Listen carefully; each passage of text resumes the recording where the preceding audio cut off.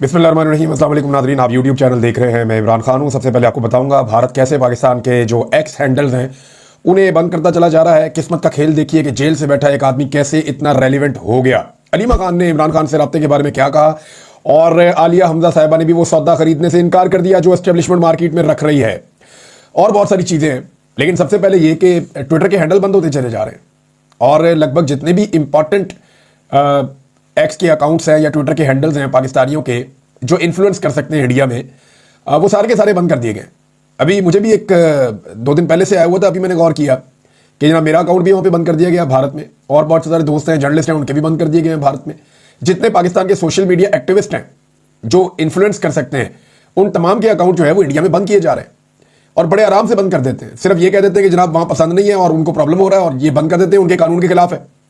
अब सवाल ये पैदा होता है कि भारत का इन्फ्लुएंस इन एप्लीकेशंस पे इतना ज़्यादा क्यों है। देखिए, उन्होंने इस पर एक लंबी इन्वेस्टमेंट की है। उनके लोग जो हैं वो, एक तो तादाद बहुत ज़्यादा है, मार्केट जो है वो 1.5 अरब की मार्केट है ऑलमोस्ट। उसके अलावा जो है उनके अंदर यूजर्स बहुत बड़ी तादाद में है जो सोशल मीडिया को इस्तेमाल करते हैं, तो उनका कारोबारी मफाद भारत के साथ वाबस्ता है। दूसरा, भारत जो है वो, उसके बहुत सारे लोग भारतीय शहरी इन एप्लीकेशंस के अंदर बड़ी अहम पोस्ट के ऊपर बैठे हुए हैं, और आजकल अमेरिका की हुकूमत में भी उनका बड़ा इन्फ्लुएंस है। तो ऐसी सूरत हाल में फिर उनका इन्फ्लुएंस तो रहेगा ना, और वो बंद करवा सकेंगे, तो वो बंद करवा रहे हैं वो तमाम आवाज़ें। लेकिन ये एक बात तो कंफर्म होती है इससे कि भारत नहीं चाहता कि जो उनके साथ हुआ, स्पेशली जो राफेल वाली कहानी है, स्पेशली जिस तरह नरेंद्र मोदी की एयरफोर्स को शिकस्त हुई है, जिस तरह नरेंद्र मोदी को एक्सपोज करके रख दिया है पाकिस्तान के मीडिया ने, वो बातें भारत के शहरियों तक पहुंचे। भारत जो पहले प्रोपेगेंडा फैलाने का मास्टर था, अब वो परेशान है कि पाकिस्तान की तरफ से आने वाली सच्चाई को रोके कैसे, और रोकने का तरीका यह है कि बैन कर दो। लेकिन अगर आप वीपीएन लगाएंगे भारतीय शहरी तो हमें सुन पाएंगे, हमें देख भी पाएंगे। तो भारतीय शहरी जो सच सुनना चाहते हैं, क्योंकि ध्रुव राठी ने भी जो वीडियो बनाई, बड़ी अच्छी उनकी टीम रिसर्च करती है।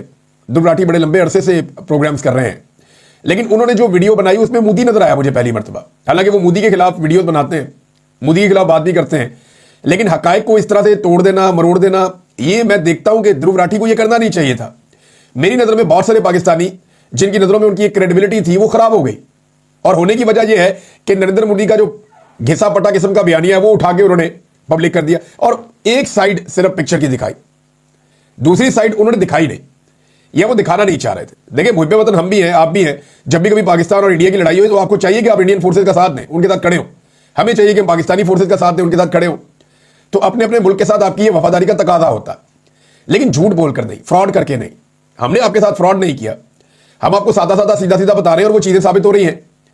लेकिन ध्रुव राठी ने जो कहानी सुनाई, पाकिस्तान को जैसे दहशतगर्द साबित करने की कोशिश की, आप सेलेक्टेड किस्म के मुख्तलिफ एरियाज और पोर्शन उठा के, उन्हें लगता था जहां पे पाकिस्तान को डिग्रेड किया जा सकता है वो लिखाया गया, और वो सारे हकायक जो इंडिया के खिलाफ जा रहे हैं या जो गंद इंडिया ने मारा उसके बाद देखिए तहकीकात भी नहीं हुई। आपने अटैक कर दिया इतने बड़े मुल्क के ऊपर, 2 एटमी हुकूमतें हैं, खुदा ना खास्ता पूरी दुनिया में आग लग जाएगी, मुसीबत बन जाएगी। लेकिन ठीक है, भारत और भारत का सोशल मीडिया और भारत की हुकूमत की जो हैंडलिंग है वो अब आपके सामने है। नाज़रीन, किस्मत का खेल देखिए कि एक शख्स जिसे इक़्तिदार में बैठाया गया जाली फार्म 47 के ऊपर, वो स्विमिंग पूल में बैठा और उसको सिर्फ इतला दी जा रही है कि ये हो रहा है और वो हो रहा है। उसे अंदाजा है कि उसकी औकात क्या है, वो जानता है कि उसको जो बताया जाएगा वही किया जाएगा, और ना वो किसी चीज़ के अंदर मुदाखलत कर सकता है, ना कुछ बेहतर कर सकता है, ना कुछ बुरा कर सकता है। लिहाजा उसे इन्फॉर्म कर दिया जाए, ये बहुत बड़ी बात है। तो स्विमिंग पूल में बैठा हुआ एक शख्स जिसे इख्तियार में तो बिठाया गया लेकिन वो बेइख्तियार है, और दूसरा शख्स जिसे अडियाला जेल की एक काल कोठरी में बिठाया गया वो इख्तियार से तो महरूम है लेकिन इख्तियार उसी के पास है। मुबैना तौर पर जो अस्करी ज़राए से खबर बाहर आई, क्योंकि इमरान खान साहब ने, उनकी फैमिली ने ऐसी कोई बात कही नहीं। जो लोग इमरान खान साहब को जाकर मिले उनसे मैंने कंफर्म किया, उन्होंने कहा जी इमरान खान साहब ने हमें किसी मुलाकात के बारे में नहीं बताया कि उन्हें आकर कोई सीनियर ऑफिसर मिला। ये बड़े रैंक का एक ऑफिसर मुबैना तौर पे बताया जाता है, क्लेम ये किया जाता है, और ये अस्करी ज़राए से खबर आती है, इमरान खान साहब नहीं कहते। तो मुबैना तौर पे वो खबर क्या कह रही है, जो नजम सेठी साहब है वो भी ये क्लेम कर रहे हैं कि इमरान खान को वजीर आजम की तरह ब्रीफिंग दी गई है और उनको बताया गया कि क्या हालात है। फिर इमरान खान साहब ने कहा कि फड़ के तुम दो इंडिया में, ये नहीं मैं पंजाबी में आपको कह रहा हूं। इमरान खान ने पूरी सपोर्ट दी फिर उसके बाद मुबैना तौर पे, अगर तो ये खबर दुरुस्त है तो अंदाजा करें कि इख्तियार जो है वो जेल में बैठे हुए एक शख्स के पास है, और इख्तियार जिनके पास है उनके पास इख्तियार नहीं है। जो जेल में है उसे ब्रीफिंग दी जाती है, उससे मदद मांगी जाती है, इस खबर के मुताबिक तो यही है। तो इख्तियार और इख्तियार में इतना फर्क है, और ये खबरें निकली भी एस्टेब्लिशमेंट के ज़राए से, मैं आपको फिर कंफर्म कर रहा हूं। नून लीग के लिए बड़ी प्रॉब्लम क्रिएट हो गई। जिस तरह ये खबर रिपोर्ट करवाई गई है ना, यानी इस खबर के अंदर, और मैं क्रेडिट दूंगा जर्नलिस्ट को जो खबर लेकर आते हैं, देखिए ये उनका क्रेडिट है, वो लेकर आए। जुबैर अली खान साहब ने पहले बताया, बाद में नजम सेठी साहब ने बताया, लेकिन इसके जराए इमरान खान नहीं है, ये मैं आपको बता रहा हूं। जराए इसके सरकारी है और बंदा भी सरकारी जाकर मिला है और तगड़ा बंदा मिला है जाकर। अब जो सदर है वो बीच में से गायब है, यानी इस सारी लड़ाई में किसी ने आसिम अली जरदारी जो सुप्रीम कमांडर है फोर्सेज का, उसको पूछा ही नहीं करना क्या है, ना उसने बताया ना उसको पूछा। वो आज निकल के कहीं में गुजरावाला के आसपास दिखाई दे रहे हैं, यानी सदर जरदारी गुजरावाला छावनी पहुंचे, आर्मी चीफ को भी वहां आना पड़ा, वो भी है, और फौजियों से उन्होंने मुलाकातें की। मोहसिन नकवी वास्ते है, ये जनाब औकात है टोटल। इतने दिन आपका सदर गायब रहा, सुप्रीम कमांडर, और अब अचानक से निकलता है और आपको नजर आता है कहां पे, गुजरावाला कैंट में। बड़ी अच्छी बात है, कम से कम नजर तो आए। मुझे तो शक था कि शायद नजर भी नहीं आएंगे, फ्रंट लाइन पे कहीं बॉर्डर पे ही लड़ते रहेंगे। तो ये आपके सदर है जिनको पूछा ही किसी ने नहीं पूरी लड़ाई में। नवाज शरीफ जिनको किसी ने घास ही नहीं डाली, कोई नहीं गया कि जाए और जाकर रायगढ़ में जाके ब्रीफिंग दे के कि मियां साहब लड़ाई होने लगी है, कौम के साथ खड़े हो जाए, या मियां साहब ये होने वाला है, आपकी ये सपोर्ट चाहिए। वो औकात ही नहीं है, एहसास कमजोरी का शिकार है वो भी, कि मैनू किसी ने पूछा ही नहीं, और जाली क्रेडिट लेने की बार बार वो कोशिश कर रहे हैं। वो मैं बताता हूं आगे जाके आपको। और एक तरफ वो शख्स जो जेल में है, उससे जाके वजीर आजम की तरफ ब्रीफिंग दी जा रही है बकौल नजम सेठी के। इस चीज ने नून लीग को तबाह करके रख दिया, परेशान करके रख दिया।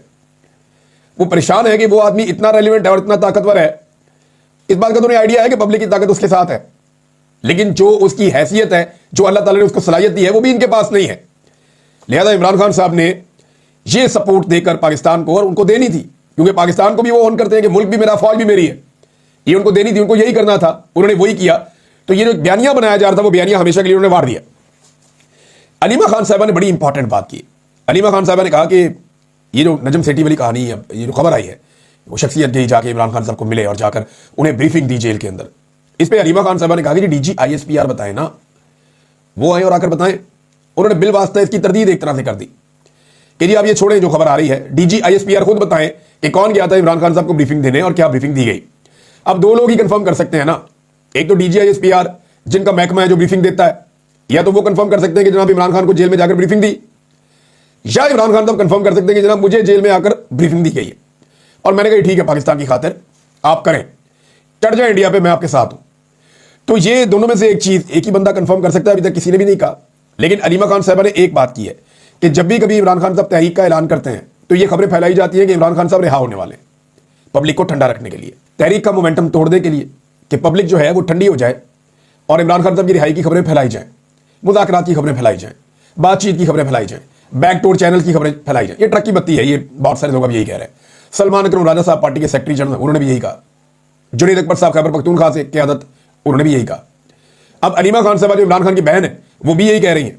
जबकि जो आलिया हमजा साहबा है, उन्होंने भी ये सौदा खरीदने से इनकार कर दिया। आलिया हमजा साहबा ने कहा कि इंडिया के साथ सीज फायर हुआ है तो फिर पाकिस्तान और इमरान खान के साथ भी सीज फायर होना चाहिए, लेकिन हालात और वाकयात इस तरफ इशारा नहीं कर रहे।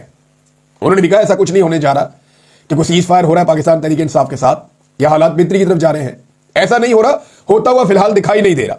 तो ये सौदा खरीदने से उन्होंने भी इनकार कर दिया आलिया हमजा साहबा ने, क्योंकि दूध का जो जला हुआ होता है ना, वो छाछ भी फूक फूक के पीता है, और ये सबको पता है। इतनी बार धोखा दिया गया है पाकिस्तान तहरीक इंसाफ को कि अब एस्टेब्लिशमेंट या उनकी जानिब से बताई गई खबरों पर कोई भी यकीन नहीं करता, ना कोई यकीन करने के लिए तैयार है। अब मंगल को इमरान खान साहब की मुलाकात है, देखते हैं मुलाकात होने दी जाती है या नहीं। अगर मंगल को इमरान खान साहब की मुलाकात होती है और वो कोई बात करते हैं, तो वहां से कंफर्मेशन आएगी कि क्या वाकई कोई बात आगे बढ़ रही है या नहीं बढ़ रही, या इमरान खान साहब के स्टेटमेंट से आपको आइडिया हो जाएगा। नाज़रीन, नवाज शरीफ साहब का फिर एक बयान आया, और बड़ा तफसीली बयान आया, ये मेरे पास सामने पड़ा भी हुआ है। नवाज शरीफ साहब मिले हैं इरफान सदीकी साहब से, सेनेटर हैं, तो वहां स्टेटमेंट जारी किया गया। वैसे नवाज शरीफ साहब के ज्यादातर स्टेटमेंट या तकारीर इरफान सदीकी साहब ही ये करते हैं मामला। उन्होंने कहा बहादुर मुसल्लह अफवाज ने इंतहाई पेशा वराना महारत और भरपूर अज़म से वतन का दिफा किया। नवाज शरीफ, नून लीग के सदर और साबिक वज़ीर आज़म नवाज शरीफ ने कहा कि पाक भारत जंग में हमारी बहादुर मुसल्लह अफवाज इंतहाई पेशा वराना महारत और भरपूर अज़म से सरजमीन वतन का दिफा किया। बड़ा लंबा स्टेटमेंट है, पार्लियामेंट का किरदार है, फिर मीडिया का किरदार है, और कौमी सलामती के लिए हर किस्म की सियासी तकसीम भुला कर एक आवाज में बोलना खुशाइंद है। 24 करोड़ अवाम के जज्बात की तर्जुमानी करते हुए अपनी बहादुर मुसल्लह अफवाज का हौसला बढ़ाया अवाम के नुमाइंदों ने। ये नीचे करते करते मियां साहब का सारा स्टेटमेंट खत्म हो गया। मैं ढूंढ रहा था, ना लफ्ज है मोदी का, ना लफ्ज है RSS का, ना लफ्ज है भारत दुश्मन का, ये इस्तेमाल ही नहीं किया मियां नवाज शरीफ ने। अंदाजा करें आप, यानी दोस्त होना तो मियां नवाज शरीफ जैसा हो। इस जैसा दोस्त किस्मत वालों को मिलता है, ऐसा यार रोज नहीं मिलता। जिस वक्त पूरी कौम नरेंद्र मोदी और भारतीय फोर्सेस के ऊपर चढ़ी हुई थी और उन पर तनकीद कर रही थी, उनके ऊपर मीम्स बन रहे थे, उनका मजाक बन रहा था, तो उसका दोस्त नवाज शरीफ मैदान में आता है और वो कहता है नहीं, मेरी मीम्स बनाओ, मेरा मजाक उड़ाओ, मेरे दोस्त को मत छेड़ो। यह है दोस्ती, यह है ताल्लुक निभाना। अगर इसमें कोई जानता है तो शरीफ खानदान जानता है। ना इनसे बेहतर किसी को दोस्ती करनी आती है, ना ताल्लुक निभाना आता है। सिर्फ सामने वाला बंदा ताकतवर होना चाहिए, तगड़ा होना चाहिए, हुकूमत और इक्तदार में होना चाहिए। जैसा कि नरेंद्र मोदी मियां साहब ने मोदी का मजाक उड़ाने वालों को दावत दी कि यार मेरा मजाक उड़ा लो, मेरे दोस्त को कुछ ना कहो, मुझ पर मीम्स बना लो, मेरे दोस्त पर मीम्स मत बनाओ, मुझे मारो, मेरे दोस्त को मत मारो। ये भारत को और मोदी को नवाज शरीफ साहब ने कुर्बानी दी है और यह कुर्बानी तारीख में याद रखी जाएगी। यह भुलाई जाने वाली कोई छोटी कुर्बानी नहीं है। 3 दिन से मियां साहब पर मीम्स बन रहे हैं, लेकिन हद है कि उन्होंने अभी तक मोदी का, आरएसएस का या भारत का दुश्मन का नाम नहीं लिया। उन्होंने खामोश होकर बैठे। नया स्टेटमेंट है, उसके अंदर भी ये चीजें शामिल नहीं है। और एक और चीज मैं आपको बताता हूं कि यास्मीन राशिद साहिबा के हवाले से मियां नवाज शरीफ साहब ने बड़े तहफ्फुज़ात का इजहार किया है, क्योंकि खबरें आ रही है ना कि कुछ लोग अब छूट जाएंगे। कितना आप लटका सकते हैं जाली मुकदमात को। ये खातून रोक रही थी लोगों को कि मत जाओ, आगे मत जाओ, एक लेवल से आगे बढ़ के एहतजाज मत करो, रोक रही थी। उन्हें जेल में रखा हुआ सिर्फ इसलिए कि उन्होंने नवाज शरीफ को लगभग 60 से 70 हजार वोटों से शिकस्त दी हुई है और वो नवाज शरीफ का जीना हराम करेंगी जिस वक्त बाहर आएंगी। ये बात नवाज शरीफ जानते हैं और उनके बड़े तहफ्फुज़ात है कि यास्मीन राशिद साहिबा को किसी सूरत बाहर नहीं आना चाहिए, बाहर आने नहीं देना चाहिए। लेकिन बाहर तो वो आ जाएंगी। उसकी वजह यह है कि आप जो जुल्म की काली रात है वो कितनी भी लंबी हो, एक वक्त आता है कि सुबह हो जाती। तो अब उन्हें बाहर तो आना है और बाहर आके जो वो करेंगी वो फिर आप तब देखेंगे जब बाहर आकर वो अपनी एक्टिविटीज शुरू करेंगी। नाज़रीन, जो 9 मई के मुकदमात हैं, अब उनके अंदर एक चालान दे दिया गया है पाकिस्तान तहरीक इंसाफ के लोगों को। तैयबा राजा साहिबा ने इसके ऊपर एक ट्वीट किया, मैं आपके सामने रख देता हूं। उन्होंने कहा जी आज जेल ट्रायल के दौरान हमें चालान की कॉपियां दी गई। ये 900 सफ़ात पर मुश्तमिल झूठ का एक पुलंदा है जिसमें सलीस उर्दू में 1 लाख लोगों के नाम शामिल कर दिए गए। लेकिन हर शख्स को जो कॉपी दी गई है इसमें उस शख्स के मुबैना जुर्म की कोई तफसील दर्ज नहीं है। यानी जो कॉपी दी गई उसका जुर्म ही नहीं उसके अंदर है और ना ही उसके खिलाफ कोई सबूत पेश किया गया है। तो फिर ये क्या चालान है भाई? चालान तो केस का ही होता है, इसने ये किया था स्पेसिफिकली, इसका ये जुर्म है, इस जुर्म के अंदर इस बंदे को ये सजा दी जाए। वो गोल मोल 900 सफ़े बना के पेश कर दिए जाके। ये जाली हुकूमत इस झूठ के पुलंदे की फोटोकॉपियां बनाने पर करोड़ों रुपया खर्च कर चुकी है। अब हर समझदार शख्स खुद सोच सकता है कि अगर वाकई हालात ठीक हो रहे होते, इमरान खान वापस आ रहे होते या केसेस खत्म हो रहे होते, तो क्या इतनी बड़ी रकम इन झूठी कॉपियों पे खर्च की जाती? ये असल में लोगों को सजा दिलाने का इरादा रखते हैं झूठे मुकदमात में। मनसूबाबंदी के तहत ये सारा कुछ हो रहा है। जबकि सनम जावेद के शौहर अतीक रियाज साहब ने भी एक बात बताई। उन्होंने कहा जी कि बाकी सारी जेल में जो है वो कूलर लगा दिए गए हैं, हवा वाले, ठंडी हवा वाले, लेकिन जिस सेल में 8 खवातीन को सनम जावेद समेत बंद किया गया है वहां पे कूलर नहीं लगाया गया। और वो खवातीन अब सनम जावेद से शिकायत करती हैं कि आपकी वजह से हमें भी ये सहूलत नहीं मिली, हम भी गर्मी की ये तकलीफ और तंदूर जैसा ये सेल जो है इसको बर्दाश्त कर रही हैं सिर्फ तुम्हारी वजह से कि तुम पे बहुत गुस्सा है निज़ाम को, सिस्टम को, हुकूमत को, एस्टेब्लिशमेंट को, तो वो गुस्सा हम पे भी उतर रहा है। तो सनम जावेद साहिबा जो है उनको निशानी इबरत बनाने के चक्कर में मजीद कैदियों को भी परेशान किया जा रहा है। मियां अकरम उस्मान साहब का स्टेटमेंट मैंने सुना। ये मियां महमूद रशीद साहब के रिश्तेदार हैं और फौजी अदालतों में इनको पकड़ा गया था, सजा दी गई है, अभी वो बाहर हैं, जैसे आबाद फारूक बाहर हैं। तो मियां अकरम उस्मान को मैं सुन रहा था, बड़ी तकलीफ दे कहानी उन्होंने बताई। लुब्बे लुबाब ये है कि वो कहते हैं जी हमारे साथ दहशतगर्दों वाला सलूक हुआ, सिविलियंस वाला सलूक नहीं हुआ। जो दहशतगर्द है बम फाड़ते हैं, हमले करते हैं, उस तरह का सलूक हमारे साथ हुआ। ये मियां अकरम उस्मान साहब बता रहे हैं। ये इंतहाई अफसोसनाक चीज़ है। नाज़रीन, जंग के बहाने जो है लोगों ने अपनी दिहाड़ियां भी लगाई हैं और क्या दिहाड़ियां लगाई हैं मैं आपके सामने अब रखता हूं कि जिस वक्त पाकिस्तान और इंडिया की जंग चल रही थी ना, उस वक्त बड़ी खामोशी से और बड़े तरीके से चीनी महंगी कर दी गई। यानी 8 रुपए चीनी की कीमत मजीद अचानक से बढ़ा दी गई और अफगानिस्तान बरामद की वजह से रिटेल मार्केट में चीनी की कीमत 185 रुपए फी किलो तक पहुंच गई। तहरीक इंसाफ के दौर में 100 रुपए कीमत होती थी ना, तो ये नाच नाच के घुंघरू तोड़ देते थे, सारे छलांगे मारते थे, माइक लेके लोगों के मुंह में घुसेड़ देते थे कि बताओ चीनी महंगी हो गई। आज 185 रुपए किलो हो गई है। 1 रुपए चीनी किलो महंगी होती है ना, तो अरबों रुपया माफिया की जेब में चला जाता है। ये सारा जो माफिया, चीनी माफिया, ये सारे इक्तदार में बैठे हुए, जितने चीनी माफिया वाले हुकूमत के अंदर बैठे हुए, अपोजिशन में ये अफोर्ड ही नहीं कर सकते। तो ये सारे हुकूमत में बैठे हुए हैं, तो हुकूमत को तो मजे, चीनी महंगी होगी वो क्यों नोटिस लेंगे, पैसा तो इनकी जेब में जा रहा है। लिहाजा ये बहुत बड़ी डकैती पाकिस्तान पर मारी गई और अरबों रुपया चीनी माफिया की जेब में चला गया जिस वक्त पाकिस्तान और भारत की लड़ाई चल रही थी उस वक्त। नाज़रीन, इस वक्त तरजीहात के हवाले से एक और बड़ी खबर है। और वो बड़ी खबर है, शहजाद अकबर साहब ने भी दी है, और इंडियन मीडिया को आप देखें तो वहां पे भी आपको मिल जाती है। खबर यह है कि भारत ने एक बड़ी टीम बनाई है जिसमें ज्यादा लोग अपने अपोजिशन के रखे हैं, हुकूमत के शायद 2 लोग हैं। और ये जो बड़ी टीम बनाई है, इसकी ड्यूटी लगाई है कि ये दुनिया भर में जितने सफारतकार हैं या दुनिया भर के मुख्तलिफ इलाकों में जाकर, दारुल हुकूमतों के अंदर जाकर वहां पे ब्रीफिंग देंगे इंडिया पाकिस्तान कन्फ्लिक्ट के हवाले से, और दुनिया की हमायत इंडिया के लिए हासिल करने की कोशिश करेंगे। भारत जो है वो सफारती महाज पे फौरी तौर पे सरगर्म हो गया, जबकि पाकिस्तान अभी जो है वो एयरफोर्स की दी हुई कामयाबी, अल्लाह रब्बुल इज्जत ने जो एयरफोर्स को कामयाबी दी उसका जश्न मना रहा है। भारत अगली तैयारी कर रहा है। याद रखिए, वो फौरी तौर पे पाकिस्तान के सारे मीडिया को भारत में ब्लॉक कर रहा है। ये बिला वजह नहीं कर रहा, वो उसे आइडिया है कि उसने आने वाले दिनों में जो करना है, उसने भारत के शहरियों को बेवकूफ बनाना है। अगर भारत के शहरी हमें सुन रहे होंगे तो बेवकूफ नहीं बनेंगे। एक तो वो कुछ करने जा रहा है जिसके लिए उसने पाकिस्तानी मीडिया सारा का सारा भारत में बंद कर दिया, सोशल मीडिया भी भारत में बंद कर दिया। नंबर 2, भारत आलमी सतह पे अपने लोगों को घुमा रहा है, फिरा रहा है, ताकि इंटरनेशनली जितनी हमायत वो हासिल कर सकता हो वो कर ले। ये 2 चीजें बड़ी खौफनाक है। और नंबर 3, वो भारतीय हुकूमत या जो ओहदेदार हैं वो घूम रहे हैं तमाम मुसल्लह अफवाज के साथ और उनका हौसला बढ़ा रहे हैं एक अगले अटैक के लिए। तो ये सारी चीजें इशारा देती हैं कि भारत मुमकिन तौर पे पाकिस्तान पे दोबारा कोई एडवेंचर कर सकता है, लेकिन दोबारा एडवेंचर करेगा तो पाकिस्तान को मिलकर इकट्ठे होकर फिर वैसा ही जवाब देना पड़ेगा जैसा जवाब पाकिस्तान ने पहले भारत को दिया था। एक बात बड़ी अजीब हुई नाज़रीन, और ये मैंने बल्कि इसको ट्वीट भी किया है, ये बहुत सारे लोग और भी ये नुक्ता उठा रहे हैं और ये बड़ा अहम नुक्ता है। भारत के जो वजीर खारजा है उन्होंने एक दावा किया और ये दावा बड़ा अजीब है। उन्होंने दावा किया कि भारत ने पाकिस्तान को आगाह कर दिया था हमला करने से पहले कि हम फलां किस्म का हमला फलां किस्म की जगहों पे करेंगे, तो आपने बीच में नहीं आना, लेकिन पाकिस्तान बीच में आ गया। अब मामला यह है कि पाकिस्तान में भारत ने किसको बताकर हमला किया था, ये एक बहुत बड़ा सवाल है। इसकी इंक्वायरी होनी चाहिए, पता चलना चाहिए कि वो कौन था पाकिस्तान में जिसको भारत बता रहा था कि हम इस जगह पे अटैक करेंगे।